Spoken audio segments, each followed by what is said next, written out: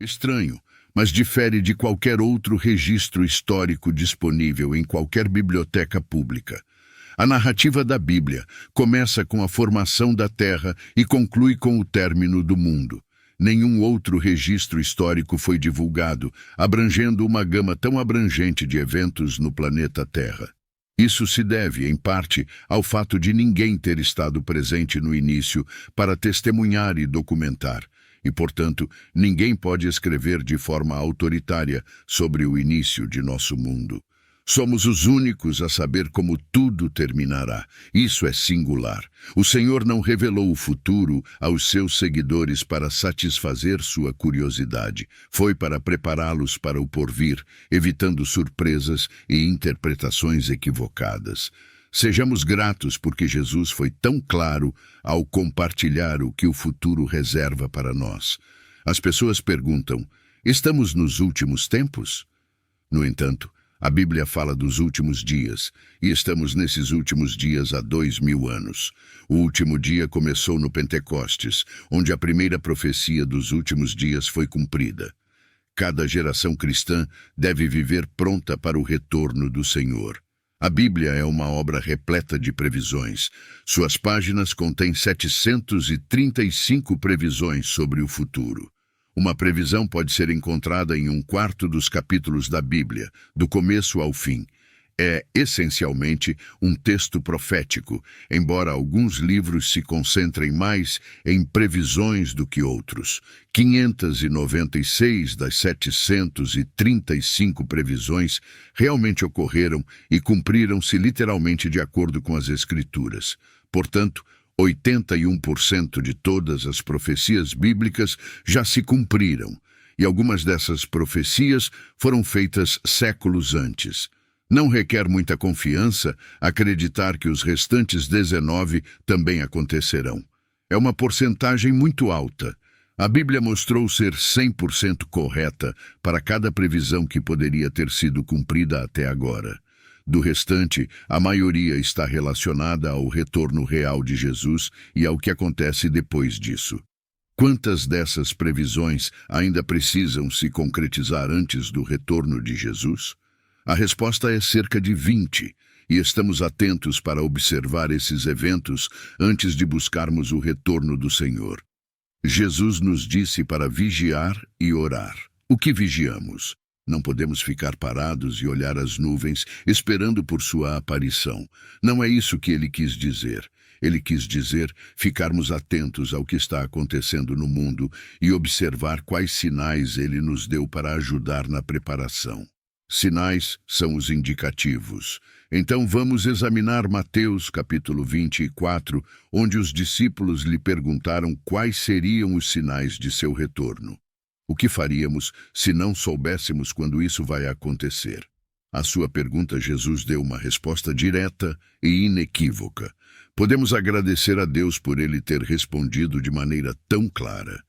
No livro do Apocalipse, ele dá uma resposta muito mais detalhada e abrangente, mas aqui ele fornece uma visão geral dos sinais que precederão sua chegada. Os discípulos se aproximaram de Jesus secretamente enquanto ele estava sentado no Monte das Oliveiras. Mateus 24, versículos 3 ao 36. Posteriormente, Jesus sentou-se no Monte das Oliveiras. Seus discípulos vieram a ele em particular e disseram: diga-nos quando tudo isso vai acontecer. Que sinal indicará o seu retorno e o fim do mundo? Jesus lhes disse: não permitam que ninguém os engane, pois muitos virão em meu nome, alegando ser o Messias. Eles enganarão muitos, e vocês ouvirão falar de guerras e ameaças de guerras, mas não entrem em pânico. Sim, essas coisas devem acontecer, mas o fim não virá imediatamente. Nação se enfrentará contra nação, e reino contra reino. Haverá escassez de alimentos e tremores de terra em muitas partes do mundo, mas tudo isso são apenas os primeiros sinais de dificuldade, com mais por vir. Então, Vocês serão detidos, perseguidos e mortos. Vocês serão detestados em todo o mundo por serem meus seguidores, e muitos se afastarão de mim, trairão e odiarão uns aos outros. E muitos pregadores falsos aparecerão e enganarão muitas pessoas. A maldade será generalizada em todos os lugares, e o afeto de muitos esfriará. Mas quem permanecer firme até o fim será salvo, e as boas notícias do reino serão anunciadas por todo o mundo, para que todas as nações escutem, e então o fim chegará. O momento está próximo, quando você verá o que o profeta Daniel previu, o sinal abominável da destruição erguido no lugar sagrado. Leitor, esteja atento. Então, aqueles na Judéia devem fugir para as montanhas. Alguém no telhado de uma casa não deve descer para dentro para pegar seus pertences. Alguém no campo não deve voltar nem mesmo para pegar uma peça de roupa. Que terrível será para as mulheres grávidas e para as que estiverem amamentando naqueles dias. E orem para que sua fuga não seja no inverno ou no sábado. Pois haverá uma tribulação como nunca antes desde o início do mundo, e nunca mais será tão intensa. Na verdade, se esse período de dificuldade não for encurtado, ninguém sobreviverá. Mas será abreviado em favor dos eleitos de Deus. Então, se alguém lhes disser, veja, aqui está o Messias ou ali está ele, não acreditem. Pois aparecerão falsos messias e falsos pregadores, e farão grandes sinais e maravilhas para enganar, se possível, até os escolhidos de Deus. Fique atento, pois já os adverti antecipadamente. Portanto, se alguém lhes disser, veja, o Messias está no deserto, não se incomodem em ir ver. Ou veja, ele está se escondendo aqui, não acreditem. Pois assim como o relâmpago brilha de um lado a outro do céu, assim será quando o Filho do Homem se manifestar. Assim como a presença de abutres indica a proximidade de uma carcaça, esses sinais indicam que o fim está próximo. Imediatamente após a tribulação daqueles dias, o sol será obscurecido, a lua não dará sua luz, as estrelas cairão do céu e as forças celestiais serão abaladas. E então, finalmente, o sinal da vinda do Filho do Homem aparecerá nos céus, e haverá luto profundo entre todas as pessoas da terra. Elas verão o Filho do Homem vindo nas nuvens do céu com poder e grande glória. E ele enviará seus mensageiros com o som poderoso de uma trombeta, e eles reunirão seus escolhidos de todo o mundo, dos confins da terra e do céu. Agora, absorva uma lição da figueira. Quando seus ramos brotam e suas folhas começam a surgir, você percebe que o verão está próximo. Da mesma maneira, ao observar todos esses acontecimentos, você pode entender que o retorno dele está muito próximo, à porta. Em toda a verdade, afirmo que esta geração não passará sem que todos esses eventos ocorram. O céu e a terra desaparecerão, mas minhas palavras permanecerão para sempre. Contudo, ninguém conhece o dia ou a hora em que esses eventos acontecerão, nem os anjos no céu, nem o Filho. Apenas o Pai sabe. Agora, nessa passagem, ele forneceu 4 indícios claros de sua vinda. Então, quais são exatamente esses 4 sinais que ele nos apresentou? O primeiro é claramente desastres no mundo, e dimensões como guerras, fomes e terremotos. Certamente isso está ocorrendo, mas tem acontecido por mais de 2000 anos. Está se intensificando, então, com certeza, estamos neste primeiro sinal. Já existem guerras, rumores de guerras, terremotos e fome. Jesus adverte, não se deixem enganar. Ele repete isso várias vezes. À medida que nos aproximamos do fim, o perigo é a decepção, tanto dentro quanto fora da igreja. Neste caso, ele fala de falsos cristos, falsos messias, pessoas que aproveitarão a turbulência de desastres naturais para se apresentarem como salvadores. Existem exemplos conhecidos de pessoas que fingem ser salvadores e levam as pessoas para locais desérticos apenas para terminar em tragédia. No entanto, existem muitos falsos cristos, falsos salvadores, que afirmam ser o prometido libertador de todos os nossos problemas. Quanto mais problemas houver, mais falsos libertadores haverá. Mas como Jesus nos aconselha, não fiquem alarmados, não se preocupem quando souberem de uma nova guerra, uma nova tragédia ou uma nova fome. Ele disse algo surpreendente. Esses são eventos dolorosos, mas não são dores de morte, são dores de parto. Portanto, quando você lê sobre desastres na mídia, são as dores que significam que algo novo está prestes a nascer. Isso deve mudar completamente nossa atitude. Sabemos para onde o mundo está indo. Não devemos ficar alarmados ou desanimados, não tão preocupados quanto o mundo estará com essas coisas. Desastres no mundo são as dores do nascimento de um novo mundo que está para nascer. Portanto, somos muito diferentes. Temos simpatia por aqueles que estão sofrendo desastres e, esperançosamente, expressamos isso e ajudamos.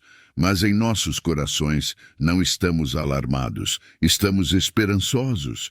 Estamos procurando um novo nascimento de um novo mundo e, portanto, não estamos desanimados ou deprimidos por todos os problemas no mundo. Resumidamente, o conselho de Jesus para nós seria não entrar em pânico, não se perturbar, mas até se alegrar e dizer que esses são todos sinais de algo novo acontecendo. O segundo sinal de sua vinda não está no mundo, mas na igreja. Desastres no mundo são o primeiro sinal. A igreja, não o mundo, é o segundo sinal de sua vinda. O primeiro aviso são desastres ao redor do mundo. O segundo são mudanças na igreja. Assim como ele dividiu o primeiro sinal em 3 partes, guerras, terremotos e fomes, ele divide o segundo sinal em 3 partes, todas ocorrendo dentro da igreja. A primeira é a perseguição, que seremos odiados em todas as nações. O segundo aspecto deste sinal seria uma redução significativa no tamanho da igreja. O amor da maioria das pessoas esfriará. Quando toda a igreja está sob tensão, muitos cristãos nominais, se não todos os verdadeiros cristãos, sairiam sob o fardo da perseguição universal. O amor deles esfriaria. Isso é um sinal muito deprimente. A grande surpresa na terceira parte do sinal é que o evangelho será pregado a cada grupo racial. A terceira parte do sinal é que o evangelho será proclamado. Uma igreja menor e purificada teria um impacto maior no planeta. É exatamente isso que Jesus está implicando. Falsos profetas podem ser fonte de engano. Em tudo isso, estamos cientes do ensino de falsos profetas. Quando não há paz, eles ensinam paz. Em vez de serem fonte de desafio, sua mensagem é de conforto. Está tudo bem, não vai acontecer, eles dirão. Agora o conselho de Jesus é continuar, não ceder a esses falsos profetas. Quem perseverar até o fim será salvo. Quando esse sinal ocorrer, quando todos os aspectos da igreja forem desprezados pelo mundo, esse é o conselho de Jesus a todos os cristãos. Por que isso deveria ser assim? A resposta é que o trigo e o joio crescem juntos, e quanto mais eles se aproximam da maturidade total, mais tensão haverá entre eles. Portanto, é natural que os cristãos estejam sob muita pressão no final. Os cristãos são desajustados socialmente, então haveria ódio. O mundo não nos pertence. Nossa cidadania está nos domínios celestiais.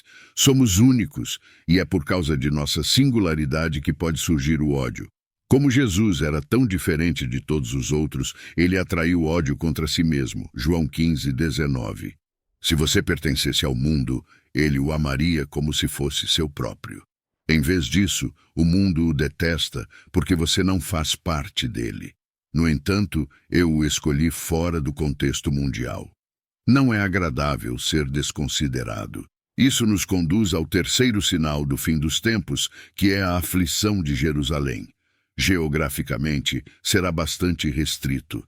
Nesta passagem, Jesus cita as profecias de Daniel, e há uma figura nas profecias de Daniel referida como a abominação da desolação. Daniel menciona isso em 3 ocasiões. Qual é o significado por trás disso? Qual é a questão central? Trata-se de um ser humano, um homem que se estabelece na própria cidade de Deus, se proclama Deus e se recusa a aceitar a vontade de qualquer outra pessoa acima da sua. um tirano cuja chegada terá repercussões globais, mas que estará centralizado em Jerusalém, a cidade de Deus, o lugar sagrado. Então Jesus afirma que o quarto sinal de sua vinda ocorrerá imediatamente após isso. Saberemos quando ele está chegando, estaremos preparados. Quando esse sinal se manifestar, não haverá risco de falsos profetas ou falsos messias. Não haverá engano, será rápido demais. O que ocorrerá é que toda a luz natural será apagada.